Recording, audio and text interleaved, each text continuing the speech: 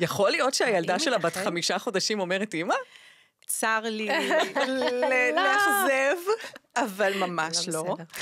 יכול להיות שהיא אומרת ממה, אבל מדובר בהתפתחות. זה בעצם לא מילה.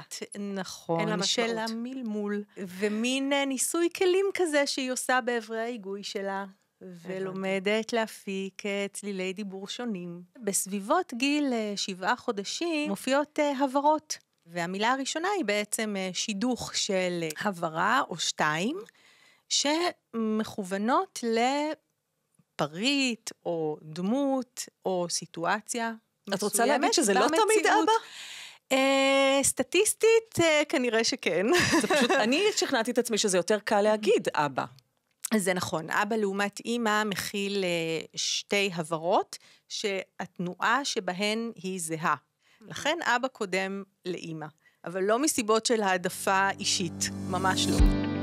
ילדים זה אנחנו, הפודקאסט של מרכז שניידר לרפואת ילדים, מקבוצת כללית, עם הילה רענן ודוקטור אורלי מיכאלי.